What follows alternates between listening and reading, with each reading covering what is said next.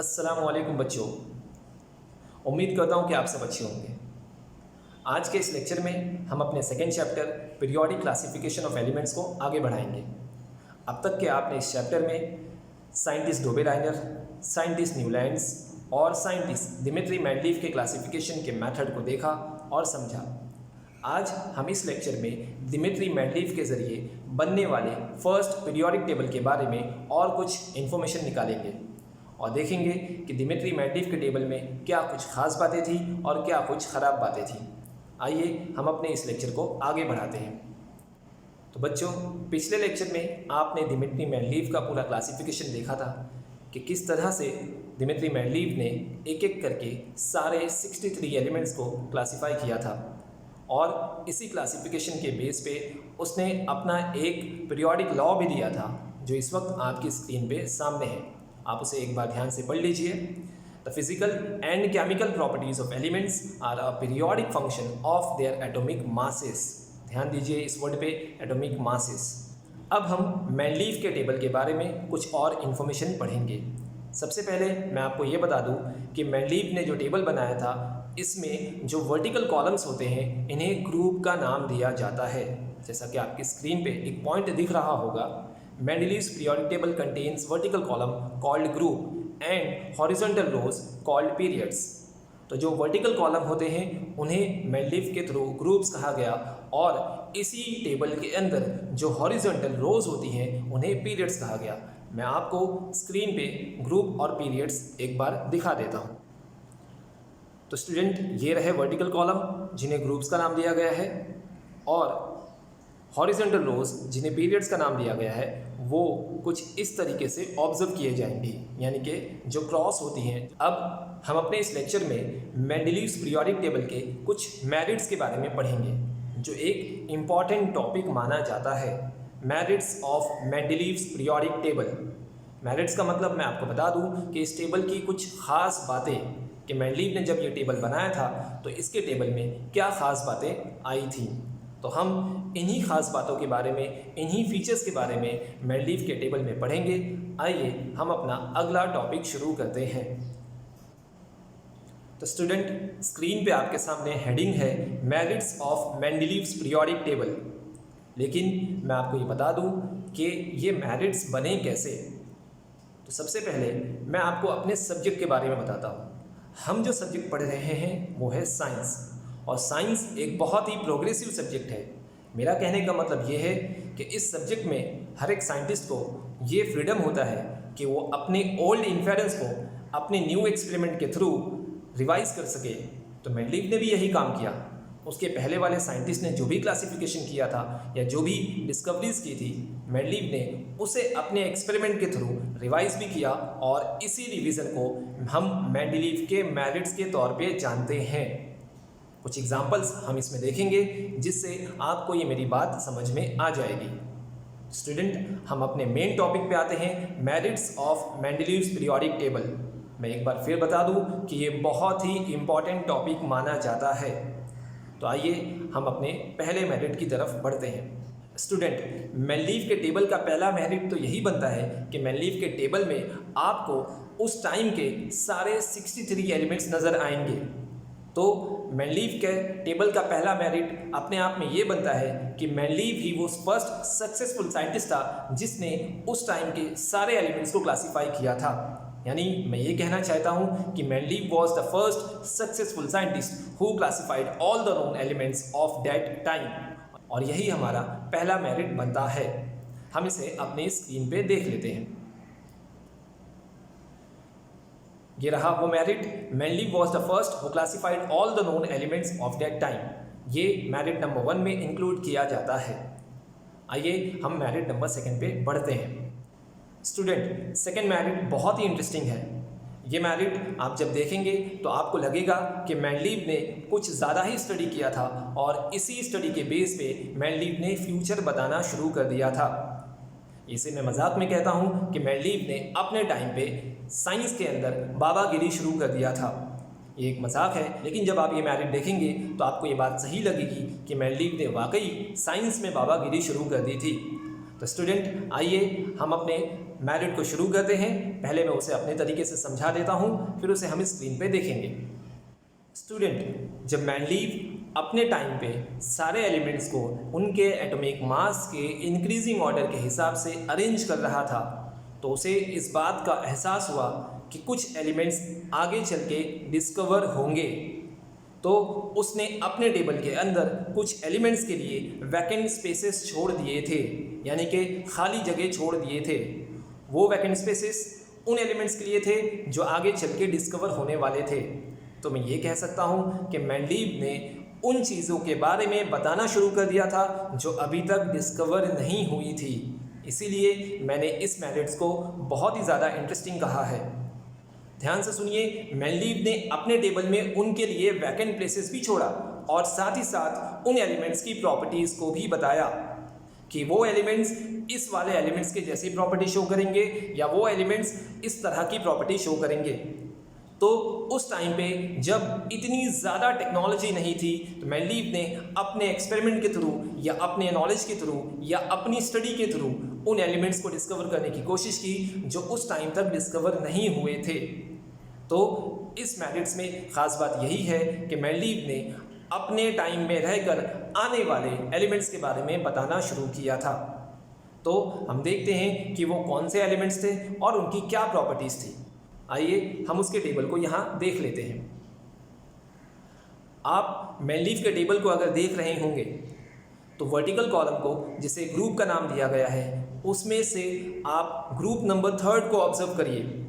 Group number 3 में start होता है बोरोन से, उसके नीचे एल्यूमिनियम और उसके नीचे आप देख रहे हैं तो कुछ वैकेंट प्लेसेस है। उसी तरीके से ग्रुप नंबर 4 में भी है और दूसरी जगह पर भी वैकेंट प्लेसेस है।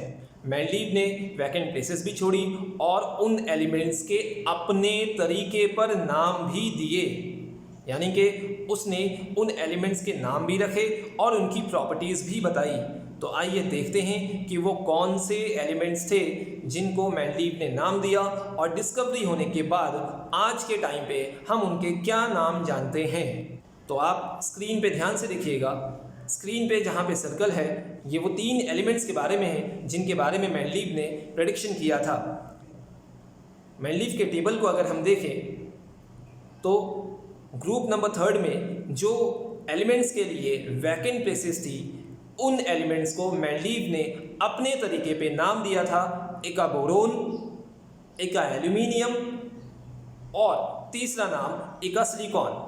मैं फिर रिपीट कर दूं, 3 एलिमेंट्स के बारे में मेंडलीव ने जो प्रेडिक्शन किया था और उनके नाम भी दिए थे वो आपके सामने आपकी स्क्रीन पे है। सबसे पहला एलिमेंट्स एक का बोरोन, एक का एल्यूमिनियम और एक का सिलिकॉन। ये 3 एलिमेंट्स याद रखिए, क्योंकि ये 3 एलिमेंट्स के आज के टाइम पे नाम कुछ अलग है और कई बार इन 3 एलिमेंट्स के पुराने नाम यानी कि मेंडलीव के थ्रू दिए गए नाम और आज के टाइम के नाम में मैचअप और फिलअप पूछा जाता है। तो ध्यान से इसे सुनिए और इसे ध्यान में रखिए। तो ये 3 एलिमेंट्स जो कि आपके स्क्रीन पे देख रहे हैं, एक का बोरोन, एक का एल्यूमिनियम, एक का सिलिकॉन, ये वही 3 एलिमेंट्स थे जिनके बारे में मेंडलीव ने प्रेडिक्शन किया था कि ये आगे चल के डिस्कवर हो सकते हैं और इनकी प्रॉपर्टीज़ को भी बताया था। आइए देखते हैं कि मेंडलीव ने उनकी क्या प्रॉपर्टीज़ बताई थी और डिस्कवरी होने के बाद वो किस हद तक सही थे और उनके नाम आज के टाइम पे क्या रखे गए हैं। आप अपनी स्क्रीन पे देख रहे होंगे कि इका बोरोन को आज के टाइम पे स्कैंडियम का नाम दिया गया है, यानी कि इका बोरोन जिसके बारे में मेंडलीव ने प्रेडिक्शन किया था, जब उस एलिमेंट की डिस्कवरी हुई तो उसे नाम स्कैंडियम दिया गया। ध्यान से सुनिएगा, इका बोरोन को आज के टाइम पे स्कैंडियम का नाम से जाना जाता है और इका एल्यूमिनियम को गैलियम के नाम से जाना जाता है। इका सिलिकॉन को आज के टाइम पे जर्मेनियम के नाम से जाना जाता है। ये वो 3 एलिमेंट्स थे जिनके बारे में मेंडलीव ने प्रेडिक्शन किया था और इनकी प्रॉपर्टीज़ भी बताई थी। तो इका बोरोन को स्कैंडियम, इका एल्यूमिनियम को गैलियम और इका सिलिकॉन को जर्मेनियम के नाम से जाना जाता है। आप इसे बहुत हद तक ध्यान में रखिए ताकि ये आपको एग्ज़ाम में पूछे तो आपके मार्क्स नहीं कटने चाहिए। इस बात को ध्यान में रखिए। तो स्टूडेंट, स्क्रीन पे आप फर्स्ट एंड सेकंड मेथड को देख रहे हैं। आइए एक बार उसे रिपीट कर लेते हैं। Mendeleev was the first who successfully classified all the known elements of that time. उसके बाद Mendeleev kept some blank places in his periodic table. These vacant spaces for element yet to be discovered. He also predicted properties of these elements even before they were discovered. Later they were found to be correct. आइए बच्चों उस point को भी देख लेते हैं जिसमें Mendeleev ने इनकी प्रॉपर्टीज़ के बारे में बताया था। देखते हैं कि वो फाउंड होने के बाद करेक्ट किस हद तक आती है। आपकी स्क्रीन पे हम वो पॉइंट देखते हैं। तो स्टूडेंट आपके सामने दो कॉलम हैं, एक की हेडिंग है प्रेडिक्टेड एलिमेंट्स और दूसरे कॉलम की हेडिंग है एलिमेंट डिस्कवर्ड। जो प्रेडिक्टेड एलिमेंट थे वो एक बोरोन, जैसा कि मैंने आपको बताया, डिस्कवर्ड होने के बाद उसका नाम स्कैंडियम रखा गया, एक एल्यूमिनियम का नाम गैलियम और एक सिलिकॉन का नाम जर्मेनियम रखा गया। तो स्टूडेंट आपके सामने आपकी स्क्रीन पे एक एल्यूमिनियम और डिस्कवर होने के बाद जो एलिमेंट बना गैलियम, उनकी प्रॉपर्टीज़ को लेकर के कंपैरिजन किया गया है। हम ये देखते हैं कि Mendeleev का प्रेडिक्शन किस हद तक सही था, यानी कि Mendeleev की बाबागिरी किस हद तक सही थी। आइए उसे देखते हैं। Mendeleev ने एक एल्यूमिनियम का जो एटॉमिक वेट अपने हिसाब से बताया था कि इस एल्यूमिनियम का एटॉमिक वेट 68 होगा। फाइंड होने के बाद उसी एलिमेंट का एटॉमिक वेट 69.72 माना जाता है। यानी आपने डिफरेंस देखा जो बहुत ही माइनर सा डिफरेंट है, इसीलिए Mendeleev की प्रॉपर्टी को सही माना जाता है। Mendeleev ने एक एल्यूमिनियम की डेंसिटी को लेकर के कहा था कि उसकी डेंसिटी 5.9 और फाउंड होने के बाद गैलियम की डेंसिटी 5.94, यानी कि बहुत माइनर सा डिफरेंस है। प्रॉपर्टीज़ जो Mendeleev ने प्रेडिक्शन किया था वो सारी प्रॉपर्टीज़ काफ़ी हद तक करेक्ट हैं। Mendeleev ने एक एल्यूमिनियम का मेल्टिंग पॉइंट लो बताया था। फाउंड होने के बाद गैलियम का मेल्टिंग पॉइंट 30.2 डिग्री सेल्सियस है, जो कि लो ही माना जाता है। एक एल्यूमिनियम की वैलेंसी Mendeleev ने 3 बताई थी, गैलियम की वैलेंसी भी 3 ही है।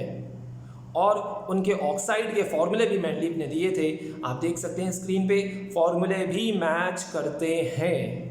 यानी कि मैं ये दिखाना चाहता हूँ कि Mendeleev ने उन 3 एलिमेंट्स के बारे में सिर्फ नाम ही नहीं बताया, बल्कि उनकी प्रॉपर्टीज़ भी बताई थी और डिस्कवरी होने के बाद उनकी प्रॉपर्टीज़ काफ़ी हद तक सिमिलर यानी कि मैच करते हैं। इसीलिए मेरिट नंबर 2 को काफ़ी हद तक इम्पोर्टेंस दी जाती है। आइए हम अपने थर्ड मेरिट की तरफ बढ़ते हैं। स्टूडेंट Mendeleev की थर्ड मेरिट नोबल गैसेस को लेकर के थी। जैसा कि हम जानते हैं कि Mendeleev के टाइम पीरियड तक नोबल गैसेस की डिस्कवरीज नहीं हुई थी और Mendeleev के टेबल में भी इनका कोई भी जिक्र नहीं था। लेकिन जब नोबल गैसेस की डिस्कवरीज हुई तो Mendeleev के टेबल की मेरिट ये है कि नोबल गैसेस को भी Mendeleev के टेबल में प्लेसमेंट मिल गई और दूसरे किसी भी एलिमेंट की पोजीशन को चेंज नहीं करना पड़ा। सबसे इम्पॉर्टेंट बात ये कि Mendeleev के टेबल में नोबल गैसेस को जगह मिल भी गई और वो एटॉमिक मासेस के इंक्रीजिंग ऑर्डर के हिसाब से अरेंज भी कर दिए गए, जैसा कि Mendeleev ने लॉ दिया था कि उसने सारे एलिमेंट्स को इंक्रीजिंग ऑर्डर के हिसाब से अरेंज किया था। जब नोबल गैसेस की डिस्कवरी हुई तो उनको भी Mendeleev के टेबल में दूसरे एलिमेंट्स की पोजीशन को चेंज किए बिना आराम से जगह मिल गई। तो ये Mendeleev का मेरिट नंबर 3। आइए उसे स्क्रीन पे देखते हैं। स्टूडेंट आप अपनी स्क्रीन पे सबसे नीचे बॉटम की तरफ एक पॉइंट देख रहे हैं जो Mendeleev के टेबल का मेरिट नंबर 3 माना जाता है। वो क्या है आप उसे एक बार पढ़ लीजिए। When noble gases were discovered later, they were placed in Mendeleev's periodic table without disturbing the position of other elements. जैसा कि मैंने आपको बताया कि नोबल गैसेस को भी आराम से Mendeleev के टेबल में पोजीशन मिल गई थी। इसी चीज़ को हम Mendeleev के टेबल में देख लेते हैं। स्टूडेंट स्क्रीन पे आपको Mendeleev का टेबल दिख रहा होगा। इस टेबल के लेफ्ट हैंड साइड पे एक ग्रुप है जिसे ब्लू कलर में इंडिकेट किया गया है। इस ब्लू कलर में कुछ एलिमेंट्स हैं, वो सारे के सारे नोबल एलिमेंट्स माने जाते हैं। ये वही नोबल एलिमेंट्स हैं जिनकी डिस्कवरी होने के बाद Mendeleev के टेबल में आसानी से जगह मिल गई और आप देख रहे हैं कि उस टेबल के राइट हैंड साइड पे जो भी एलिमेंट्स हैं उनकी किसी की भी पोजीशन को चेंज नहीं किया गया। आइए इन नोबल एलिमेंट्स के नाम मैं आपको यहाँ बता दूँ। सबसे पहले जो सिंबल आप देख रहे हैं He, उसे नाम दिया गया हीलियम। उसके बाद neon, organ, krypton, xenon, radon, ये नोबल एलिमेंट्स हैं जिन्हें मेंडलीव के टेबल में आसानी से प्लेसमेंट मिल गई। तो स्क्रीन पे आपने उनका एग्जाम्पल देख लिया। आइए आगे बढ़ते हैं। स्टूडेंट, मेंडलीव के टेबल की एक और मेरिट मैं आपको यहाँ बता दूँ। जब मेंडलीव अपने टाइम के सारे एलिमेंट्स को उनके एटॉमिक मास के इंक्रीजिंग ऑर्डर के हिसाब से प्लेसमेंट दे रहा था, उस वक्त मेंडलीव को कुछ एलिमेंट्स के एटॉमिक मासेस को लेकर के डाउट हुआ। कहने का मतलब ये है कि उसे ये लगा कि इन एलिमेंट्स के एटॉमिक मासेस रॉन्ग बताए गए हैं। इसी को लेकर के मेंडलीव ने एक्सपेरिमेंट किया और उसने कुछ एलिमेंट्स के एटॉमिक मासेस को रिवाइज्ड किया मतलब उसे सही किया, चेंज किया। जैसा कि मैंने आपको पहले कहा था कि साइंस एक प्रोग्रेसिव सब्जेक्ट है, हम इसमें एक्सपेरिमेंट करके ओल्ड इन्फेरेंस को चेंज कर सकते हैं। मेंडलीव ने भी वही काम किया। फॉर एग्जाम्पल बेरिलियम, जिसका एटॉमिक मास मेंडलीव के टेबल के पहले 14.09 माना जाता था, मेंडलीव ने उसे रिवाइज्ड करके 9.04 किया। इसलिए मेंडलीव के टेबल में आपको बेरिलियम की पोजीशन बोरोन के पहले दिखाई देगी, जबकि इससे पहले तक बेरिलियम को बोरोन के बाद रखा जाता था। तो मैं ये कह सकता हूँ कि मेंडलीव की इस मेरिट में हमने ये देखा कि उसने कुछ एलिमेंट्स के एटॉमिक मासेस को भी सही किया जो पहले रॉन्ग थे। स्टूडेंट, आज के इस लेक्चर में हमने मेंडलीव के पीरियोडिक टेबल के मेरिट्स को पढ़ा है। अब तक हमने 4 मेरिट्स पढ़े हैं। मैं उसे एक बार रिवाइज कर देता हूँ बहुत ही शॉर्ट में। पहला मेरिट ये कि Mendeleev was the first successful scientist who classified all the known elements of that time. Second merits उन वैकेंट प्लेसेस के बारे में था जो मेंडलीव ने अपने टेबल में दिए थे, यानी कि मेंडलीव ने कुछ एलिमेंट्स के बारे में प्रेडिक्शन किया था और उनकी प्रॉपर्टीज़ भी बताई थी और हमने देखा कि आगे चल के वो सही साबित हुई। तीसरा मेरिट नोबल गैसेस को लेकर के था और हमने देखा कि नोबल गैसेस को भी मेंडलीव के टेबल में आसानी से जगह मिल गई। और चौथा मेरिट कुछ एलिमेंट्स के एटॉमिक मासेस को करेक्शन को लेकर के था। तो स्टूडेंट, मैं उम्मीद करता हूँ कि ये चारों मेरिट्स आपको समझ में आए होंगे और आपको इन मेरिट्स को बहुत ही अच्छे से याद करना है।